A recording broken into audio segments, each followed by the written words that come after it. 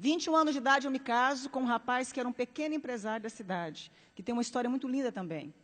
E os meus pais foram no meu casamento para não ficar feio para a sociedade, porque até então eles também não conversavam comigo ainda, pelo fato de eu ter me apaixonado em Jesus.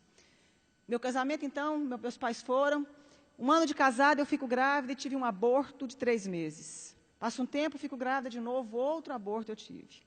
Descobriu que eu tinha falta de progesterona e que não conseguia engravidar, nem segurar gestação alguma sem remédio para engravidar.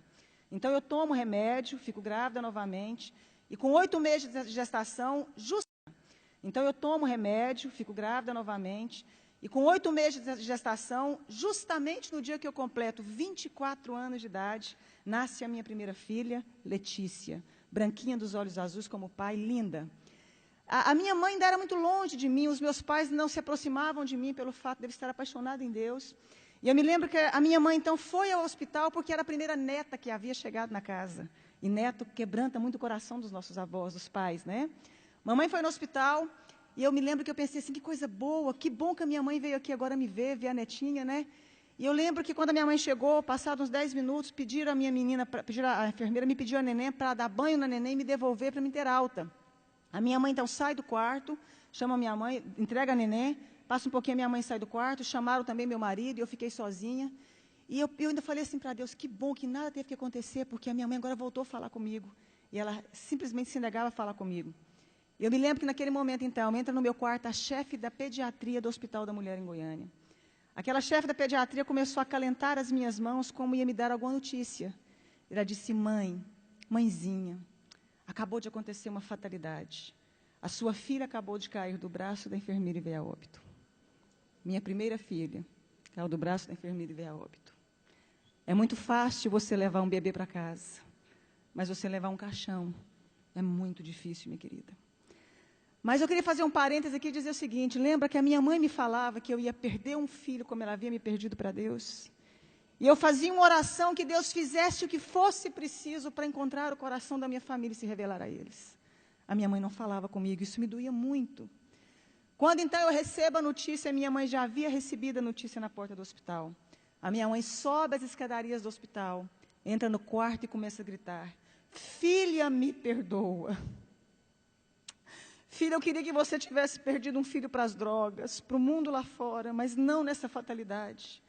A minha mãe começa a abraçar as minhas pernas, beijar as minhas pernas. Mas foi a primeira vez que eu ouvi a minha mãe dizer que me amava. Foi a primeira vez que ela me deu colo. Foi a primeira vez que a minha mãe teve tempo de dizer que eu era especial e importante para ela.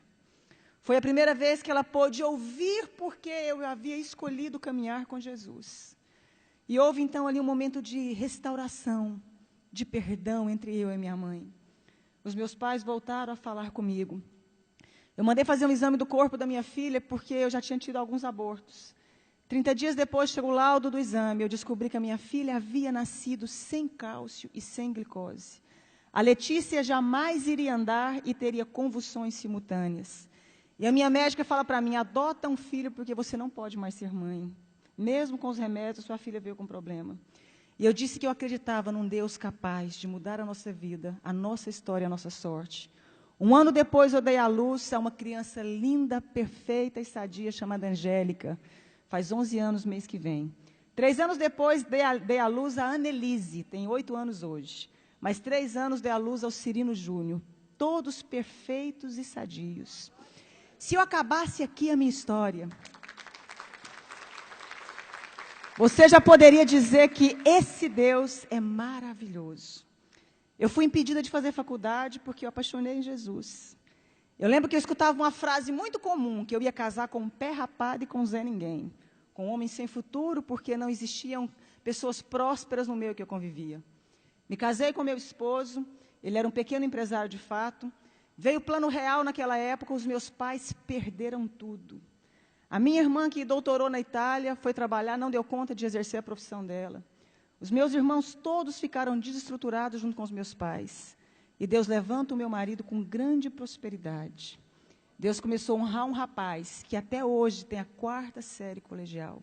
E é considerado o maior empresário no ramo de carro no estado de Goiás.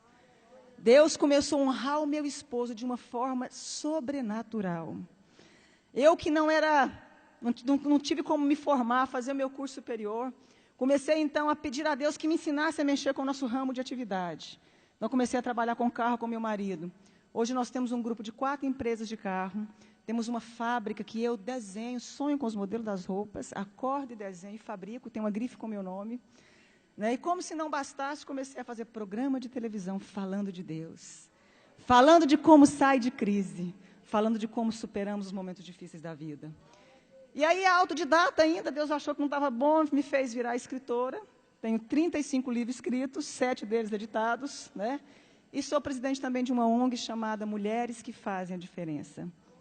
Eu pude entender algo na minha vida, que quando a gente acha que a gente não é ninguém, e que não tem como mais resolver a nossa história, existe um Deus capaz de fazer um milagre na sua vida. Existe um Deus capaz de mudar toda a sua história. Para terminar, os meus pais, quando perderam tudo, vieram trabalhar para nós. Meu pai trabalhou como meu motorista há muito tempo, agora eu dei um caminhão para ele trabalhar na cidade do interior, cuidando de frete. A minha mãe é a chefe da minha fábrica. Os meus irmãos um tempo trabalharam conosco. Todos eles vieram trabalhar conosco. Deus, meu pai um dia chorando me disse, um dia eu te disse que Deus mudasse a sua história, mas eu não imaginava que eu fazia parte dela. Eu quero dizer uma frase para você, dentro do nosso tema. A pessoa que é covarde, ela não tenta fazer nada na vida. O fracassado, ele não termina. E o vencedor não desiste. Você nasceu para vencer.